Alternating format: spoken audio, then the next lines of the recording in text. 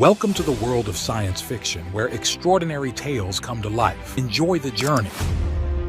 The acid scent of ion-burned air stung Thomas Archibald's nostrils as he surveyed the crash site. Twisted metal scattered across Amatria 9's desolate plains glinted under the dual suns, a cosmic shipwreck against the planet's rust-colored landscape. His atmospheric scanner beeped steadily, measuring radiation levels still within acceptable parameters. Barely. Base, I'm continuing the sweep. Impact zone appears abandoned, but I'm detecting anomalous energy signatures. Thomas adjusted his protective visor, its heads-up display highlighting structural hazards in pulsing red outlines.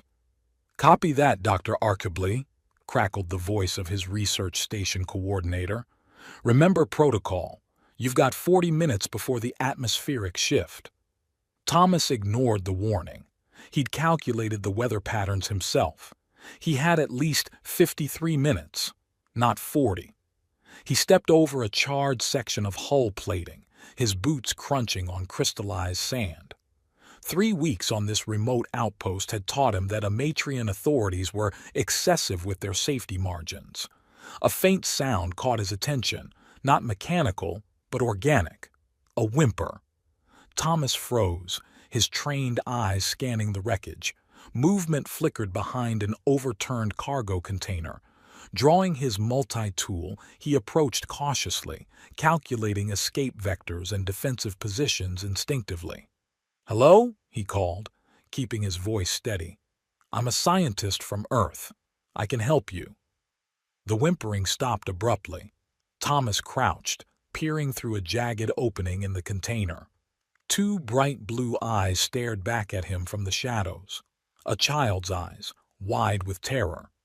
"It's okay," he said, softening his tone. "No one's going to hurt you."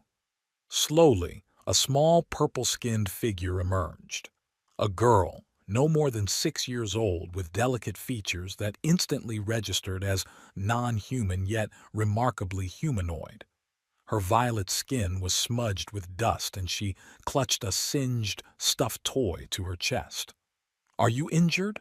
Thomas asked, running a medical scanner over her. The readings confused him.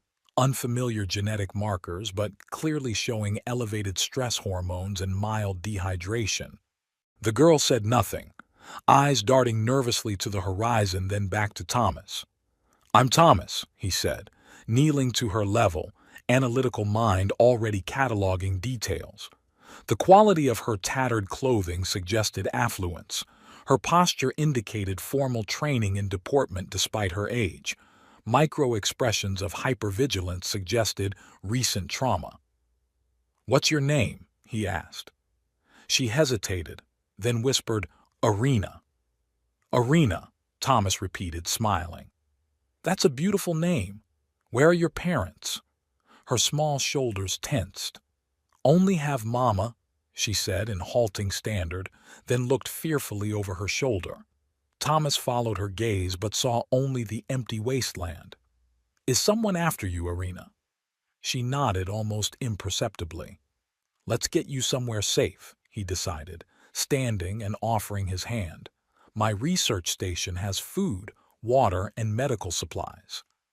Arena studied his hand for a long moment before taking it.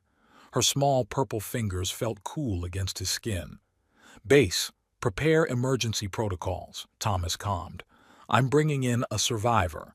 Young female, non-terrestrial, appears to be Amatrian or similar species.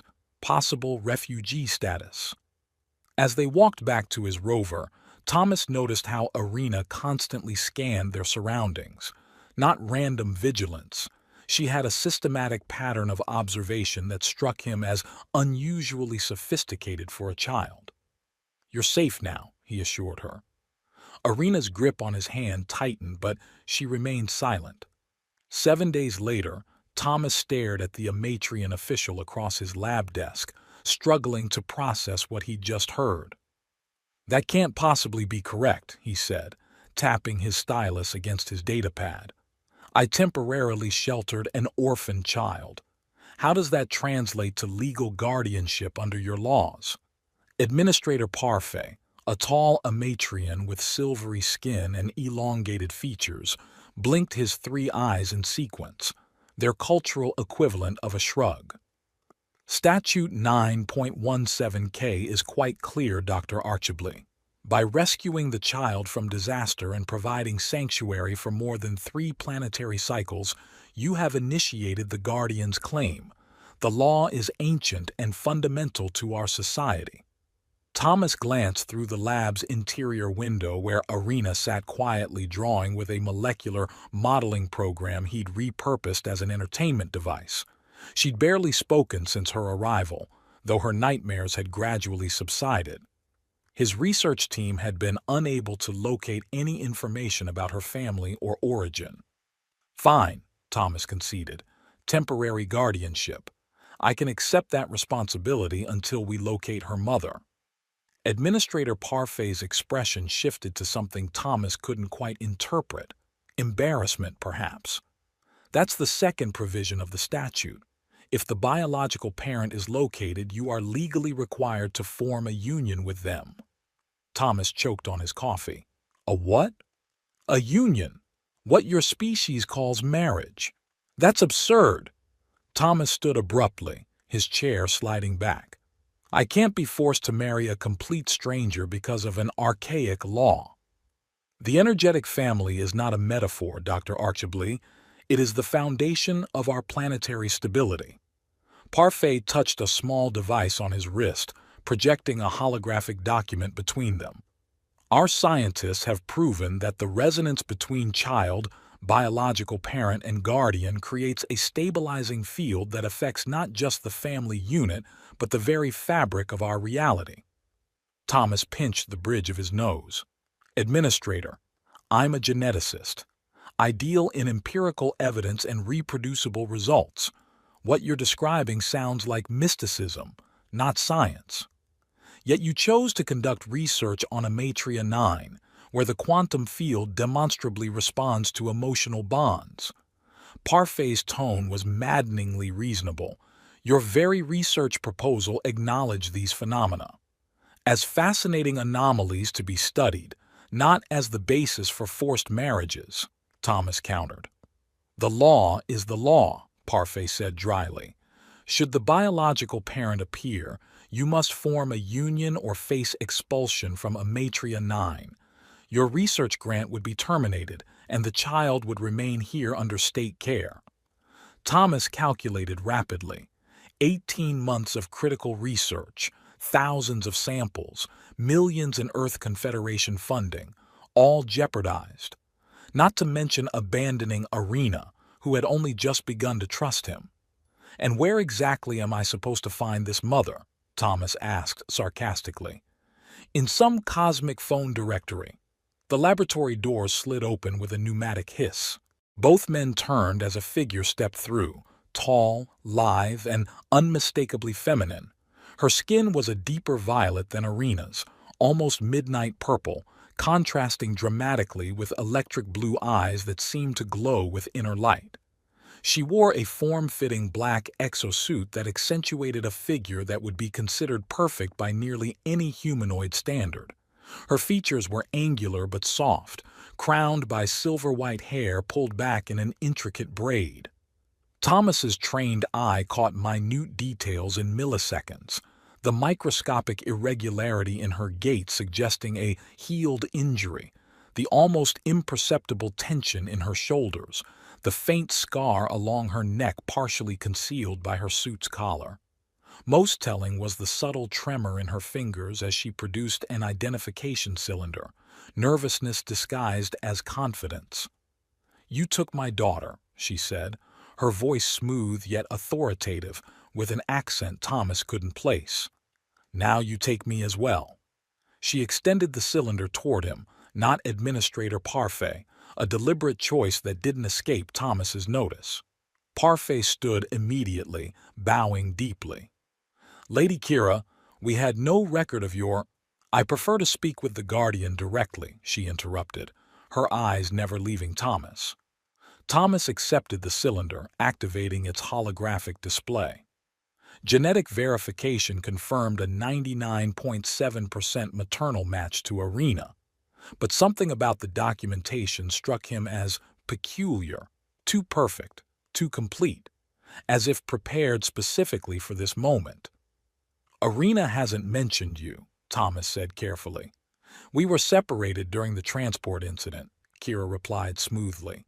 "I've been searching the debris field for days." A plausible explanation, yet Thomas noted she offered no emotional display over finding her lost child. No rush to see Irina. No tears of relief. "She's right through there," Thomas gestured to the interior window. "She's been through a lot." Kira's composure flickered for just an instant, genuine concern breaking through the facade. "Is she injured?" "Physically, no. Emotionally." Thomas shrugged. "She's resilient, but frightened."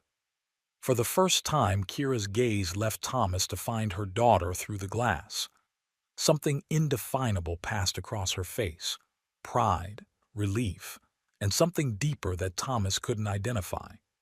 Administrator Parfait cleared his throat. "Given Lady Kira's appearance and verified identity, Statute 9.17K now requires formalization of your union within 3 planetary cycles." Thomas shot him an incredulous look. 3 days? You expect us to marry in 3 days? "The law is the law," Parfait repeated. "This is ridiculous," Thomas began, but Kira cut him off. "I accept the terms," she said firmly. "A union with the Guardian is a small price for my daughter's safety." Thomas studied her, mind working furiously. "Could we speak privately?" Parfait nodded, backing toward the door. "I'll prepare the necessary documentation. The ceremony will be scheduled for the 3rd cycle." After he left, Thomas gestured to a chair. "Please, sit." Kira remained standing. "You don't want this union." "And you do?" Thomas countered. "What I want is irrelevant. What I need is my daughter and legal status on Amatria 9. Her directness was refreshing amid the bureaucratic nonsense. "Why Amatria 9 specifically?" Thomas questioned. "There are dozens of safer systems in this sector." A flash of wariness crossed her face. "Safety is relative." Thomas nodded slowly. 1 month, he said. "We maintain this charade for 1 month, then dissolve the union and each go our separate ways. I keep my research, you keep your legal status, Irina remains stable." "Acceptable terms," Kira agreed, extending her hand in a surprisingly human gesture. Thomas took it, feeling an unexpected jolt. Static electricity, he rationalized, though his equipment showed no atmospheric disturbance. The door to the inner lab slid open, and Irina stood there, eyes wide. "Mama?" she whispered. Kira dropped to one knee, arms opening. "Irina!" The girl rushed forward, burying herself in her mother's embrace. Thomas observed their reunion clinically. Irina's body language showed relief, but residual tension. Kira's embrace was protective, yet somehow formal. "I knew you'd find me," Irina murmured. "I will always find you," Kira replied, stroking her daughter's hair. Thomas watched them, calculating possibilities. Something wasn't adding up. The convenient timing, the flawless documentation, the careful control Kira maintained. His instincts, honed through years of pattern recognition and data analysis, screamed that he was seeing only part of a complex equation. Whatever Kira was hiding, it was bigger than a missing daughter. Much bigger. "You married a what?" Johnny Reeves, Thomas's fellow Earth scientist, nearly spat his synthetic coffee across the station's communal dining area. "Not married yet. And keep your voice down," Thomas muttered, glancing toward the residential quarters where Kira was helping Irina settle in. "Sorry, but you can't drop 'I'm marrying an alien woman I just met' and expect me to not react." Johnny leaned forward, lowering his voice. "Though I gotta say, if I had to be strong-armed into marriage by alien law, I could do worse than that purple goddess." Thomas shot him a withering look. It's a practical arrangement, nothing more. Sure, sure. Johnny grinned. On a completely unrelated note, you should know these prefab walls are pretty thin. It's not like that, Thomas insisted. We've agreed to maintain separate spaces. Johnny's expression grew serious. Look, Tom, you need to understand something about these practical arrangements on Amatria. They don't stay practical. The system checks. Checks what, exactly? The emotional resonance, the bond. Johnny gestured vaguely. After about 30 days, there's some kind of evaluation. No one really explains it to off-worlders, but I've seen other unions dissolved when they didn't pass muster. Thomas frowned. That's ridiculous. How could they possibly measure something so subjective? This isn't Earth, genius. On Amatria, emotions aren't subjective. They're quantifiable energy patterns that affect physical space. Johnny tapped his temple. Remember those quantum field anomalies you're so obsessed with studying? They're connected to the energetic family concept. Thomas shook his head dismissively but filed the information away. Another variable in an increasingly complex equation. Later that evening, Thomas entered his quarters to find them transformed. His sparsely decorated space now contained Arena's drawings magnetically attached to surfaces, unfamiliar plants in geometric containers, and subtle lighting changes that somehow made the sterile research module feel homelier. Kira emerged from the smaller bedroom dressed in a simple tunic that did little to diminish her striking appearance. "I've made adjustments," she said, noting his surprise. "Arena needs stability."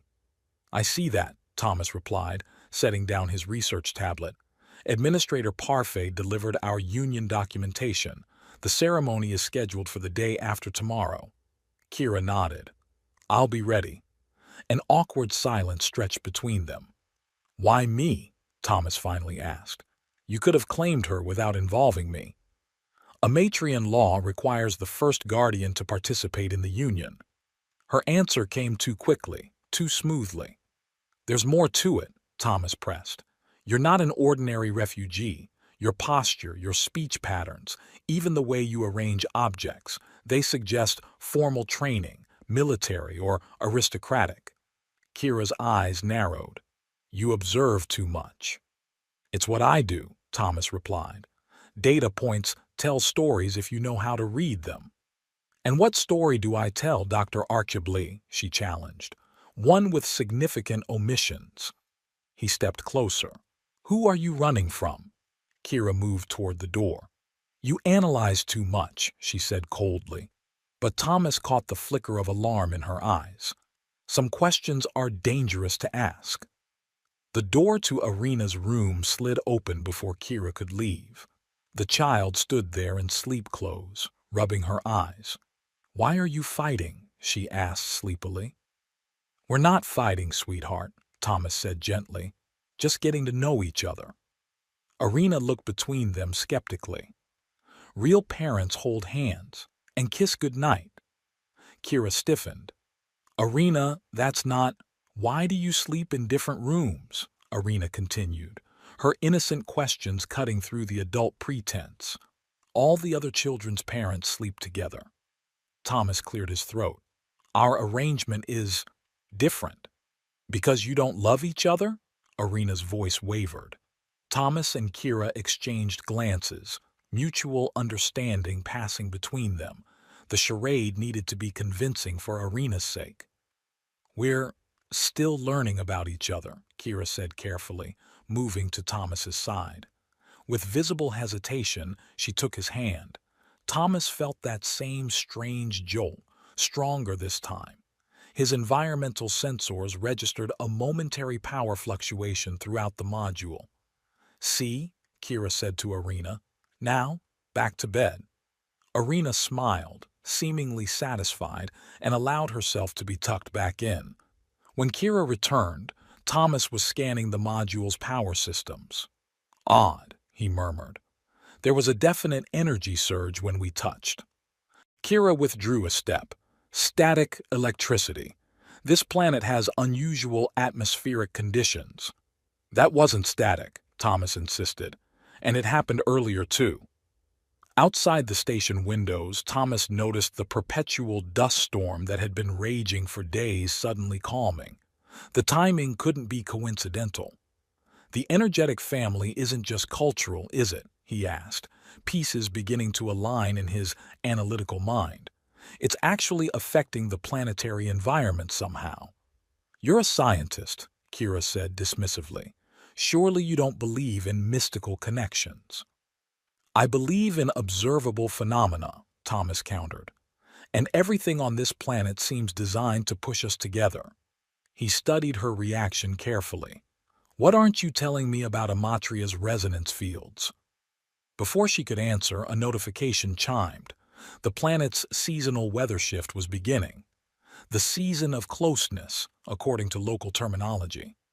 Thomas glanced from the notification to Kira, noting the subtle flush deepening her violet skin. The air between them seemed suddenly charged with unspoken tension. 1 month, Thomas reminded her, and himself. Just 1 month of pretending. But as Amatria 9's atmosphere began its seasonal shift, intensifying emotional connections across the planet, they both knew their carefully constructed arrangement was about to be tested in ways neither had anticipated. Morning light filtered through the habitat's adaptive windows as Thomas stirred from sleep, instantly aware of the small purple figure standing beside his bed. Irina stared at him with those electric blue eyes, clutching her stuffed toy. You promised pancakes, she announced without preamble. Thomas squinted at his chronometer. 0547 hours. I promised pancakes after 0700, he corrected, voice rough with sleep. Mama is trying to cook, Irina said, her expression grave. There are flames. Thomas bolted upright. Flames? The scent of burning synthetic protein hit his nostrils as he sprinted to the kitchen unit. Kira stood before the cooking surface, prodding a blackened disc with a utensil. A small fire danced at the pan's edge. Morning, she said calmly, as if combustion were a normal breakfast feature. Thomas lunged for the extinguisher, dousing the flames with a precise burst of suppression foam. What are you doing? He demanded. Kira gestured at the charred remains. Creating Earth sustenance. Irina requested pancakes after viewing your cultural database. And you didn't think to activate the automated system? Thomas asked, examining the ruined cooking unit. Automation is for the weak, Kira declared, lifting her chin. Royal tradition demands self-sufficiency in all survival skills. Royal tradition, Thomas repeated, catching the slip. Interesting phrasing. Kira's composure faltered momentarily. A figure of speech. My family values independence. Right. Thomas cleared the cooking surface, noting how Kira's posture shifted minutely, defensive, guarded. Another data point in his growing collection. Let's start over. I'll show you how pancakes work. He guided her through the process, conscious of her proximity. The season of closeness had intensified overnight, manifesting as an almost electrical awareness of each other's movements. When their hands brushed while measuring ingredients, the lights flickered briefly. That shouldn't happen, Thomas murmured, eyeing the power systems. Perhaps your wiring is faulty, Kira suggested too quickly. My wiring is perfect, Thomas countered. It's the planetary resonance field. It's affecting the electrical systems when you stand too close to the appliances, Kira interrupted, stepping away. Humans generate significant static charge. Irina giggled from her perch at the counter. You're silly. It happens when you touch each other, like when you were kissing yesterday. Thomas froze. I saw you, Irina insisted. When you were fighting, then you stopped fighting. Kira busied herself with the batter, avoiding Thomas's eyes. Children imagine things. I didn't imagine the power surge, Thomas said quietly. Breakfast proceeded in awkward silence until Irina piped up. Why do humans call the pancakes flapjacks? They don't flap. And they're not jacks. The absurdity broke the tension, and Thomas found himself laughing. To his surprise, Kira joined in, her laughter melodic and unexpectedly genuine. Earth terminology evolved from ancient usage patterns, Thomas explained, smiling. Sometimes words stick around long after they stop making literal sense. Like family, Arena said, casually devastating in her innocence.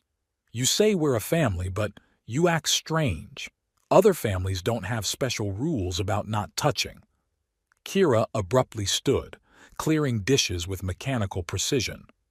Time for your educational modules. As she ushered Arena toward the learning terminal, Thomas noticed the weather display showing clear skies, unusual for this season.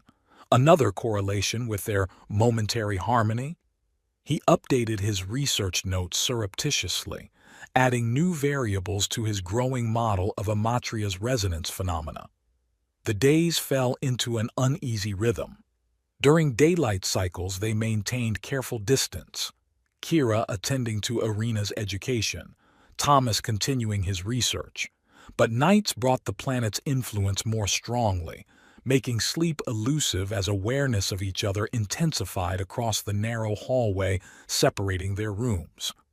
A week after their hurried union ceremony, a sterile affair in an administrative complex with only Johnny and Administrator Parfait as witnesses, Thomas returned to find Arena orchestrating another scenario designed to force proximity.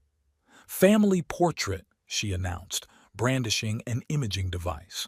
"You stand here, Mama here, closer." Thomas sighed internally but complied, standing beside Kira. The moment their shoulders touched, the habitat's environmental controls surged, dropping the temperature by several degrees. "Fascinating," Thomas murmured. "Statistical anomaly," Kira countered. "The 17th such anomaly today," Thomas noted. "That's beyond coincidence." "Smile," Arena commanded, seemingly oblivious to the tension. As they posed awkwardly, Thomas whispered, "We need to talk." "There's nothing to discuss," Kira insisted. "Perfect family," Arena declared, examining her image. "Now kiss." "Arena," Kira warned. "All parents kiss. I've watched the programs." "Not all family structures conform to standard models," Thomas explained patiently. Arena's face fell. "So you don't love each other?" Thomas glanced at Kira, noting the complex emotions flickering across her features. "Relationships are complicated." "Why?" Arena demanded with a child's relentless logic. "Because adults make them that way," Kira answered, her tone softening. She knelt to Arena's level. "Sometimes people care about each other but have obligations that make expressing that care difficult." Thomas caught the subtle edge in her voice. She wasn't just explaining to Arena. Later that evening, Thomas cornered Johnny in the research facility's data center. "I need everything you have on the resonance phenomenon," he demanded. "Not the sanitized version, the real data." Johnny whistled low. "Getting invested in your practical arrangement, huh?" "Getting invested in the science," Thomas corrected. "The effect is real, quantifiable, yet nothing in our database explains it." "Because it's not in the public database." Johnny glanced around conspiratorially before extracting a data crystal from his personal terminal. "This comes from a friend who worked with the Amatrian Quantum Authority. It's not exactly authorized for distribution." Thomas examined the crystal.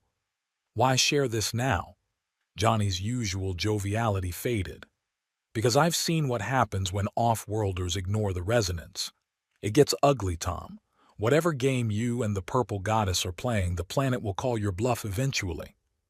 That night, a bitter, cold front descended on the research outpost, the most severe in recorded history according to the station's archives. The temperature regulation system strained against the external conditions, creating uneven heating throughout the habitat. Thomas shivered in his lab, reviewing Johnny's illicit data on a secured terminal. The information was staggering. Quantum entanglement patterns influenced by emotional states, documented cases of weather systems responding to relationship dynamics, even architectural structures physically realigning in response to familial bonds. The habitat creaked ominously as the external temperature plummeted further. An alert flashed on his screen. Critical system failure imminent. Emergency protocols activated. The lights dimmed to conservation levels as Thomas made his way back to their quarters. He found Kira piling thermal blankets onto a sleeping Arena. "The heating system's failing," he informed her. "External temperatures dropped below sustainable levels." Kira nodded, her breath visible in the increasingly cold air. "She'll be fine. My species tolerates cold better than yours." Thomas noted the concern beneath her collected exterior. "But not indefinitely. We need to conserve body heat." "I've allocated the remaining functional heating units to Arena's room," Kira said. "And what about us?" Thomas asked. Kira's eyes met his, unreadable in the dim light. "We adapt." Hours later, Thomas lay awake in his frigid room, reviewing the data in his mind. According to Johnny's information, the weather patterns correlated directly with emotional dissonance between bonded pairs. Their deliberate distance was affecting not just their comfort, but potentially the entire outpost's safety. A soft knock interrupted his thoughts. Kira stood in the doorway, wrapped in a thermal blanket, her outline illuminated by the emergency lighting. "May I enter?" she asked formally. Thomas sat up. "Of course." She closed the door behind her and approached his bed, her movements graceful despite the cold. "The temperature continues to drop. Arena is stable, but we're not," Thomas finished. "The resonance field is responding to our separation." Kira didn't deny it this time. "You've been researching." "I'm a scientist, it's what I do." She sat on the edge of his bed, still maintaining careful distance. "Then you understand why I'm here." "Practical necessity," Thomas said. "Body heat conservation." "Yes," she agreed, though something in her tone suggested otherwise. They arranged themselves awkwardly, back to back under shared blankets. Even through layers of fabric, Thomas felt the same electric awareness when their bodies touched. The room's emergency lights brightened subtly. "Interesting," he murmured. "Go to sleep, Thomas," Kira replied, but he heard the slight catch in her voice. Neither slept. Minutes stretched into hours as they lay rigidly apart yet intensely aware of each other. Outside, the howling wind seemed to intensify. "This isn't working," Thomas finally said. "The resonance requires more than proximity." "What does your science suggest?" Kira asked, her voice carefully neutral. "Honesty might be a start," Thomas answered. "Who are you really, Kira? Why are you here?" She remained silent so long he thought she wouldn't answer. Then, "The truth could endanger you." "I think we're already in danger," Thomas pointed out. "The temperature's still dropping." Kira turned to face him in the darkness. "What if I told you I'm not who I claim to be?" "I'd say I already knew that," Thomas replied. "Your mannerisms, speech patterns, even your posture, they suggest formal training beyond ordinary upbringing. Military or royal," she finished for him. "You're persistent." "Observant," he corrected. "And right now, I'm observing that our outpost is freezing while we play verbal chess." The wind screamed against the habitat walls. Something structural groaned ominously. "Fine," Kira conceded. "You want honesty? I'll provide it. But first—" She moved closer, her face mere centimeters from his. "On my world, there is indeed a tradition. When someone provides shelter, there is an obligation to provide warmth in return." Her voice dropped to a whisper. "I don't wish to break that oath." Thomas felt her breath against his skin, saw the pulse at her throat quicken. Her pupils dilated in the dim light, biological responses that couldn't be fabricated. "You're not obligated," he said softly. "And if I want to be—" Her voice trembled slightly. Thomas recognized the moment for what it was, a threshold. His analytical mind cataloged her physiological responses, the environmental anomalies, the quantum data he'd reviewed, all pointing to one conclusion. He closed the distance between them. The moment their lips met, warmth flooded the room. The emergency lights flared brilliantly, then stabilized at full power. Outside, the howling wind abruptly ceased. They broke apart, both staring as the environmental controls reset, heat flowing back into the habitat. "That's," Thomas began. "Impossible," Kira finished, looking genuinely startled. "Actually, according to the quantum resonance data, it's entirely consistent with—" She silenced him with another kiss, more urgent than the first. Bioelectric patterns illuminated her skin, intricate luminescent designs appearing across her violet flesh like living circuitry. The sight captivated Thomas, a phenomenon no Earth scientist had documented. "Your skin," he murmured against her lips. "Emotional response patterns," she explained breathlessly. "They reveal what we try to hide." "And what are they revealing now?" he asked. Instead of answering, she drew him closer. Their embrace deepened, years of scientific skepticism dissolving against undeniable evidence. Every touch amplified the effect. Systems throughout the habitat coming back online, plants in his research area visibly growing, atmospheric readings outside showing rapid stabilization. Later, as they lay entwined, Kira traced patterns on his chest. "You deserved honesty from the beginning. I am Kira Sarn Lior, former sovereign of the 8th House of Sarn Lion." "A queen," Thomas said, pieces falling into place. "Exiled queen," she corrected. "Overthrown when I refused a strategic marriage alliance with Regent Moran Valors. He seized power, and I escaped with Arena." Her fingers stilled. "She's not just my daughter, she carries the heart core, an ancient artifact that binds to royal bloodlines. It's why they hunt us." Thomas absorbed this, connecting it with the resonance data. The artifact, it amplifies the quantum field effects. Yes, in the right hands it stabilizes not just families but entire planetary systems. In the wrong hands, it becomes a weapon, Thomas concluded. "And you came to Amatria because the resonance field masks the artifact's signature." Kira nodded. "I intended to use our union purely as cover, legal protection while I gathered resources to reclaim my throne." She met his eyes. "I didn't expect this," Thomas finished, gesturing to the now functioning habitat around them. "Neither did I." Morning brought unwelcome surprise. Thomas awoke to find someone sitting on his chest, staring at his face from uncomfortably close range. Not Kira, another purple-skinned woman with flame-red hair and sharper features. "So, you're the human who married my sister," she said casually, as if straddling strangers was perfectly normal behavior. "Smaller than I expected."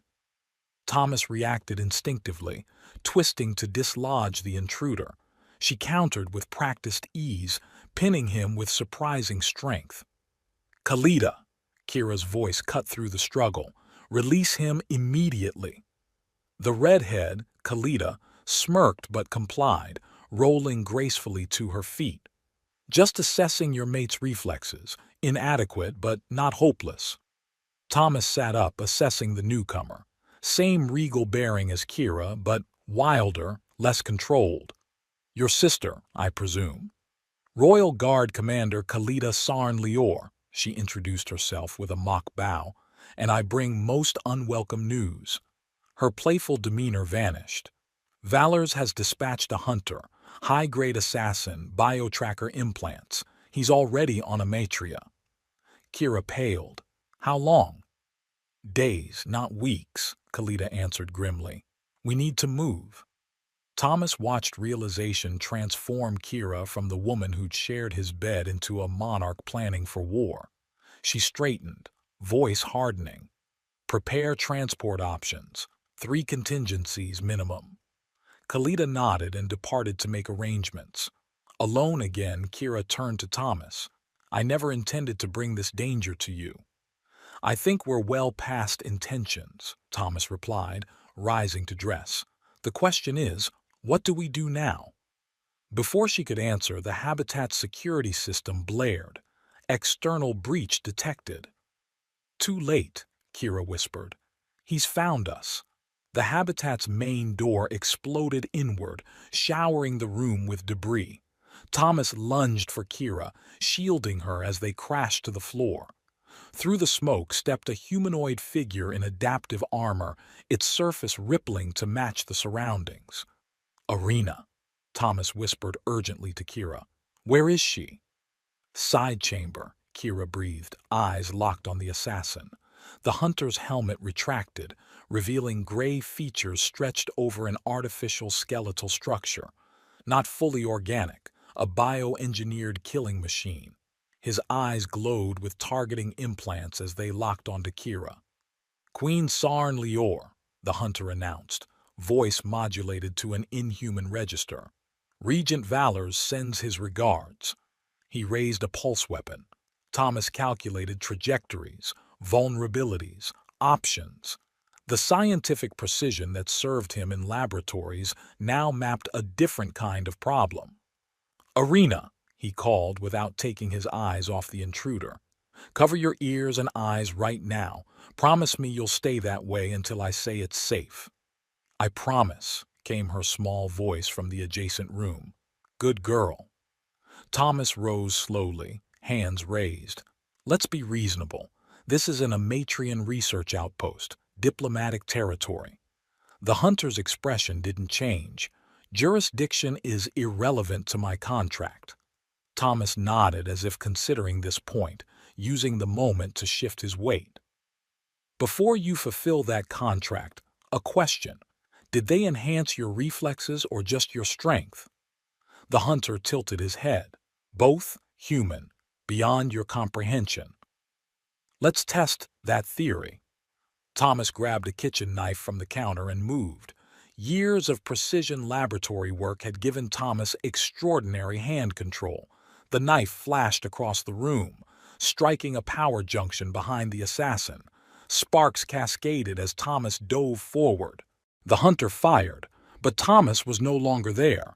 Moving with unexpected speed and precision, he slid beneath the energy pulse and drove his shoulder into the hunter's knees.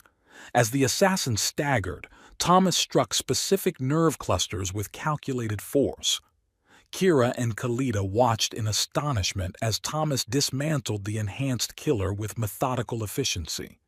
Each move was precise, targeted, like a scientist conducting a particularly violent experiment.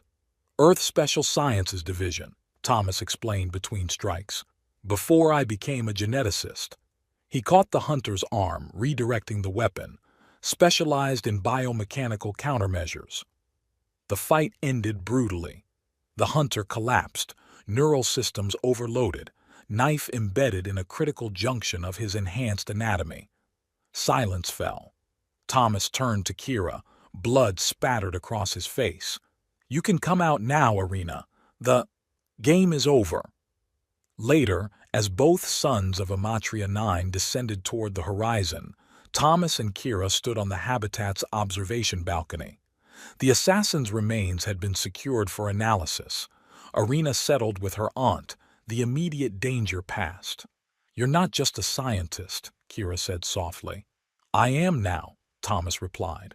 The rest was another life. You saved us. She turned to face him, the dual sunset casting her violet skin in amber and crimson. Why? You could have stepped aside. This wasn't your fight. Thomas considered her question with his typical thoroughness. Initially, it was logical. Your presence stabilizes the resonance field. Without you, my research would fail. And now? Her eyes searched his. Now I have insufficient data to maintain that explanation. He reached for her hand, noting how their merged bioelectric fields created visible ripples in the air between them. The evidence suggests another hypothesis. Kira moved closer, pressing against him as they watched the twin suns sink below the horizon. "You've become more to me than I ever intended," she whispered. "More than shelter, more than safety, more than a convenient legal arrangement." "I've noticed," Thomas replied with uncharacteristic softness. She looked up at him, the luminescent patterns on her skin pulsing in rhythm with her heartbeat. "You've become someone I never thought to find, and not just for residency status." The Amatrian sky blazed with impossible colors as their lips met, the resonance field around them shimmering visibly. For once, Thomas didn't analyze the phenomenon. Some data points required experience over explanation. The morning after the assassination attempt, Thomas found Khalida and Kira huddled over a holographic star chart in the habitat's common area. Their voices dropped to whispers when he entered, but the tension in their postures told him everything. "Planning our escape?" he asked, pouring himself a stimulant beverage. Khalida straightened, flame-red hair cascading over her shoulders. "Not escape. Return." "It's time," Kira added, her eyes meeting his. "Valor's wouldn't have sent an elite hunter unless he feared what we might do. He's vulnerable now." Thomas noted the subtle changes in Kira since the attack, how she held herself more regally, how her voice had taken on a natural command, the queen re-emerging from hiding. "Return with what army?" Thomas challenged. "We don't need an army," Khalida countered. "We need this." She pulled a data crystal from her pocket and activated it. A holographic simulation of Arena appeared, but with her internal biology highlighted, specifically a pulsing crystalline formation embedded near her heart. "The heart core," Thomas whispered, recognizing it from the data he'd studied. "The resonance artifact. When activated by the true royal bloodline, it emits a specific quantum signature," Kira explained. "Our ancestors used it to verify succession for millennia. The throne room of Sarn Lion is constructed to recognize and respond only to that signature. So we just need to get Arena to the throne room and—" "No," Kira cut him off. "Arena carries the artifact, but she can't activate it alone. It requires the full royal lineage, mother and father, in perfect resonance." Thomas froze. "Father?" Khalida snorted. "See? I told you he'd be slow to understand." Kira shot her sister a warning glance before turning back to Thomas. "The heart core operates on the same principles as Amatria's resonance fields. Emotional bonds create physical effects. For the artifact to activate, it needs the energy generated by a complete family bond." "You mean us," Thomas said flatly. "Our arrangement needs to be real enough to trigger this thing." "Not just real," Khalida interjected. "Perfect harmony, complete resonance, true union." Thomas pushed away from the table, mind racing. "You're telling me that your plan all along was to use me, to use our fake marriage, to power some ancient royal technology?" "No," Kira said firmly. "My plan was survival, nothing more. I never intended—" She faltered. "To feel something real?" Thomas finished. The silence that followed was deafening. "Whatever you two did last night," Khalida said, breaking the tension, "it registered on planetary sensors. The resonance readings were off the charts. You've already started the process." Thomas turned to find Arena standing in the doorway, watching them with those unnervingly perceptive eyes. "Is that why I had the dream? About the shining castle?" Kira rushed to her, kneeling. "What dream, sweetheart?" "The crystal castle. It was calling us home." Arena looked to Thomas. All of us. Thomas felt the weight of 3 pairs of eyes on him. "You want to use her as a weapon," he said, the words tasting bitter. "Your own daughter." "I want to restore her birthright," Kira countered. "And yes, I need you to do it." "I won't put her in danger." "She's already in danger," Khalida snapped. "Valors will send more hunters, bigger ones, with bigger guns." "I won't use our daughter as a weapon," Thomas repeated, the words slipping out before he could catch them. "Our daughter." Kira's eyes widened slightly at his choice of words, but she said nothing. Thomas glanced from Kira to Irina, seeing the unmistakable physical resemblance, the same determined set to their jaws. When had the frightened child from the crash site become his? When had this charade become something he'd fight to protect? "There must be another way," he insisted. "There isn't," Khalida said bluntly, "but there is someone who can explain it better than we can." Krolon wasn't what Thomas expected from a priest. The Amatrian resonance minister wore no special garments, only simple attire with intricate circuit-like patterns that echoed the bioluminescent markings on Kira's skin. His smooth, silver-toned features remained perfectly composed as he examined their unusual family unit. "You seek harmony verification," he stated rather than asked. They sat in a circular chamber beneath the administrative complex, surrounded by pulsing crystalline formations similar to the one inside Irina. "We need to know if our bond is strong enough to activate the heart core," Kira confirmed. Krolon circled them slowly, eyes half closed. "Interesting. The human carries a resonance marker I've not seen before." Thomas startled. "What? You didn't know?" Krolon seemed genuinely surprised. "You bear an ancestral connection to our quantum fields, a genetic resonance signature that predates your arrival on Amatria 9. "That's impossible," Thomas objected. "I'm pure Earth stock. My genetics are thoroughly documented." "Yet here you are," Krolon observed, "responding to our fields, forming connections that should take years to develop in mere days, understanding concepts that confound most off-worlders." He pressed his palm against a crystal, which illuminated in response. The light pulsed through the chamber, causing smaller crystals to activate in sequence until they all glowed in perfect synchronization. "You are not here by accident, Thomas Archibald," Krolon said solemnly. "The system chose you." "What system?" "The quantum resonance network that maintains stability across our connected worlds. It seeks balance when disruptions occur." He turned to Kira, like a queen forced from her throne.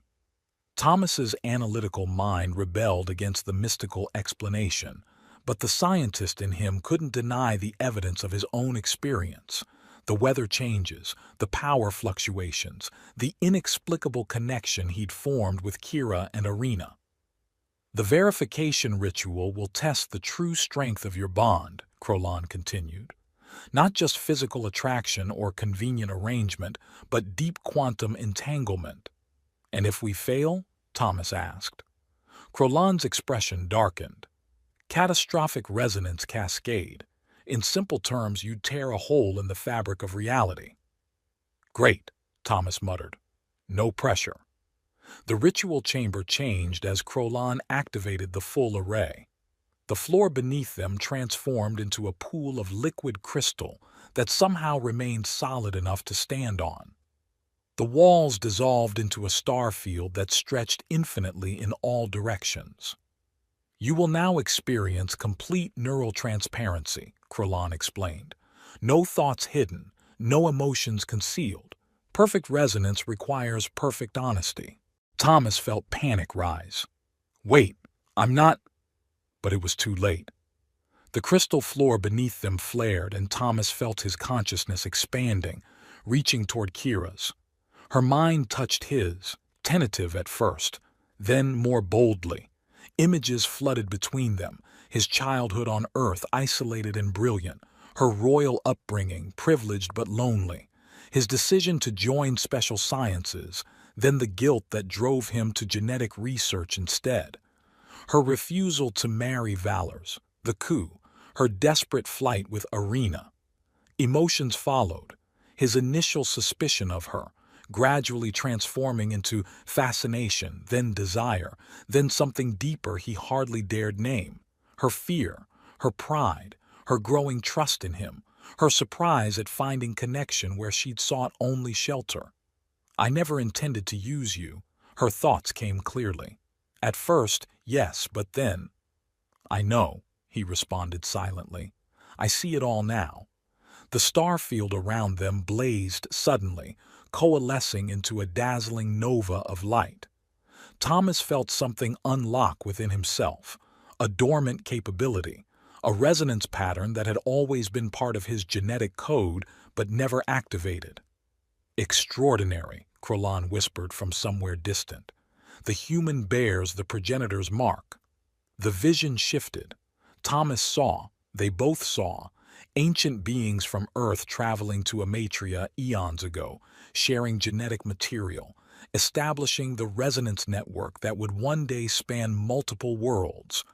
He saw his own distant ancestor, a scientist like himself, helping create the very system that now bound them together.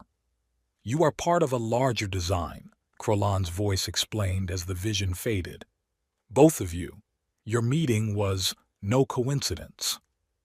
As they returned to normal consciousness, Thomas found himself kneeling on the crystal floor, Kira beside him, their hands clasped tightly. Arena stood before them, her small body illuminated from within, the heart core pulsing visibly beneath her skin. The bond is verified, Krolon announced, strong enough to activate the artifact, strong enough to reclaim what was taken. Thomas looked at Kira, seeing her as if, for the first time, not just the regal queen or the desperate refugee or even the passionate woman who'd shared his bed, but all of these together, the complex, complete person he had come to love. I'll help you reclaim your throne, he said simply, but not for some cosmic design or ancient technology, for us. Kira's eyes shimmered. For our family. The royal palace of Sarn Lion loomed against an amber sky, its crystalline spires capturing the light of 3 moons. Their approach was anything but subtle. Kalita had insisted on a traditional royal procession, complete with the distinctive hovercraft reserved for the sovereign. If we're going to do this, we do it properly, she declared. No skulking in shadows. A queen returns to claim her throne. Thomas monitored the security grid from within the craft, noting the palace defenses activating as they approached. Valor's knows we're coming. Good, Kira replied, resplendent in traditional royal attire, a form-fitting armor suit with glowing circuit patterns that enhanced her natural bioluminescence. Let him prepare. It won't matter. Thomas had spent the journey from Amatria strategizing, calculating variables, planning for contingencies. His scientific mind, combined with his special sciences tactical training, had produced a multi-layered approach. But the core of the plan relied on something science couldn't fully explain, the resonance between them. Their craft landed in the central courtyard, met by a contingent of heavily armed palace guards. At their center stood Regent Moran Valors, tall, imposing, with the same violet skin as Kira, but masculine features hardened by ambition. "The exile returns," he called out as they descended from the craft, with her half-breed child and alien consort. How touching. Thomas noted the micro-expressions betraying Valor's nervousness, the slight tension around his eyes, the too casual posture. "He's afraid," Thomas whispered to Kira. "He knows about the heart core." Kira stepped forward, head high. "I return to claim what is mine by birth and by law, Moran. Stand aside." "The law changed in your absence," Valor sneered. "No female may hold the throne without a proper consort of pure Sa'arn bloodline." He gestured dismissively at Thomas. "This creature hardly qualifies." "Yet I bear the progenitor's mark," Thomas spoke up, causing a ripple of surprise among the guards. "My bloodline predates your civilization, Regent." Valors faltered momentarily before recovering. "Impossible. You're bluffing." "Test me," Thomas challenged. "Or are you afraid of what the royal verifiers might find?" It was a calculated gamble. Thomas had studied the cultural protocols during their journey. The regent couldn't refuse a formal claim without appearing weak. "Very well," Valors conceded with false confidence. "To the throne room. Let the ancient systems judge your ridiculous claims." As they proceeded through the palace, Thomas positioned himself precisely. Kira on his left, Arena between them, Kalita covering their rear. The formation wasn't just ceremonial, it optimized the resonance field they generated together. The throne room's massive doors recognized Kira immediately, sliding open at her approach. Inside, a vast chamber of living crystal awaited, centered around a dais holding two thrones, one large, one smaller. "The verification system has been modified," Valors announced smugly. "It now requires my authorization to—" He stopped mid-sentence as Arena stepped forward, the heart core within her chest beginning to glow. The light spread through her, then extended outward, forming tendrils that connected to Kira and Thomas. "What is this?" Valors demanded, backing away. "Guards, seize them!" But the guards remained frozen, transfixed by the spectacle unfolding before them. The resonance field expanded, washing over the entire chamber in waves of pulsing energy. Wherever it touched, the crystal architecture responded, reshaping, realigning, recognizing. Thomas felt Kira's mind touch his again, their consciousness merging as it had during the verification ritual. Together, they directed the resonance wave, using Arena as its focal point. The throne room transformed. Security systems deactivated, hidden passages revealed themselves, and the thrones themselves shifted, the material flowing like liquid before resolidifying into 3 seats instead of 2. "Impossible," Valors whispered, his composure finally cracking. He drew a weapon, aiming it at Kira. "If I can't have the throne—" Thomas moved faster than thought, the resonance field enhancing his reflexes. He intercepted Valors, disarming him with the same clinical precision he'd used against the hunter. "It's over, Regent," Thomas stated calmly, holding the man immobile. Valor's eyes burned with hatred. "You chose him over me," he spat at Kira. "An alien scientist over your own kind. If you preferred a foreigner's bed to mine, you're unworthy of the throne." Thomas maintained his grip but allowed Valors to face Kira. "She didn't choose between us," he said evenly, meeting the regent's gaze. "She chose between love and control, between partnership and possession.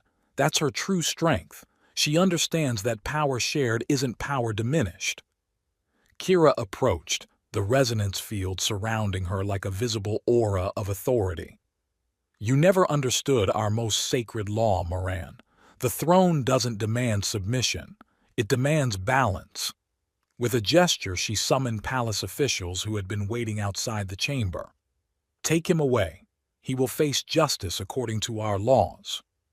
As Valors was led away, the resonance field stabilized, settling into the architecture of the throne room itself. The palace had recognized its true sovereign. Later that evening, Kira addressed her people from the palace balcony. Thousands had gathered in the central plaza below, drawn by news of their queen's return. Thomas stood slightly behind her, with Arena between them. "Today marks not just my return," Kira proclaimed, her voice carrying effortlessly across the crowd, "but the beginning of a new era for Sarn Lion and all connected worlds. The ancient ways are validated but also renewed." She turned, gesturing to Thomas. "This man came to our neighboring world as a scientist, seeking to understand the quantum resonance that binds our civilizations. He found more than data. He found family. Not through obligation, but through choice." Thomas stepped forward at her signal, feeling thousands of eyes upon him. He'd never sought the spotlight, preferring the isolation of his lab. But nothing about his life had followed expected patterns since finding Arena in that wreckage. "You want a queen," he said, his voice carrying across the hushed crowd. "Here she stands. And me? I just wanted to take one step forward. It turned into 3, all the way to her heart." The crowd erupted in approval, a response to their words but also to the visible manifestation of their bond. The resonance field rippled outward, touching everyone in the plaza, creating a moment of shared connection that transcended language. The changes came swiftly after that. The reform decree was issued jointly, applying to both Sarn Lion and Amatria 9.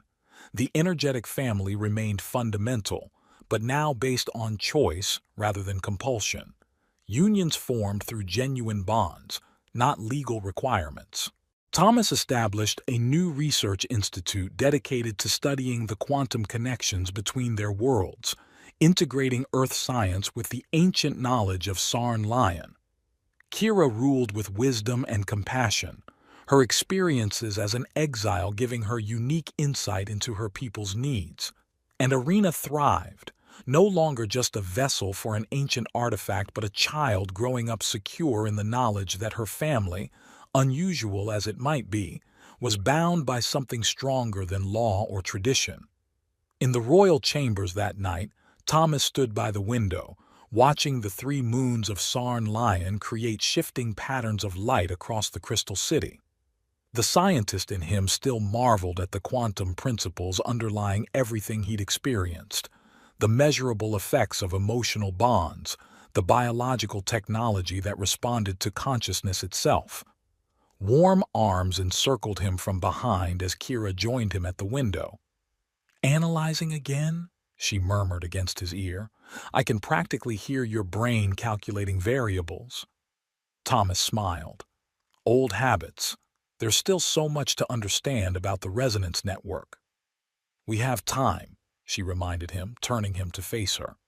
The royal regalia was gone now, replaced by simpler attire that reminded him of their days in his small research habitat. A lifetime, in fact. Her bioluminescent patterns glowed softly in the dim room, reflecting her contentment. Thomas traced one of the patterns with his finger, watching it brighten at his touch. "So, husband," Kira said with a playful smile that few besides him ever saw, "shall we have a heated parliamentary debate tonight, or perhaps a hot shower instead?" Thomas pulled her closer. "I vote for the second option," he murmured against her lips, "unanimously." From the partially open doorway came a small giggle. They turned to find Arena watching them, eyes bright with mischief. "Finally," she declared with the supreme satisfaction of a child whose plans have succeeded perfectly. "You're kissing like real parents now." Kira laughed, extending her arm to include their daughter in the embrace. "Yes, we are. Real family, real kisses." As Arena joined them by the window, the resonance field around them pulsed visibly, extending beyond their chambers to touch the palace, the city, the planet itself. Not just an energy pattern or a quantum phenomenon, Thomas realized, but the physical manifestation of what humans had always known intuitively. That love, freely given and freely received, was the most powerful force in any universe.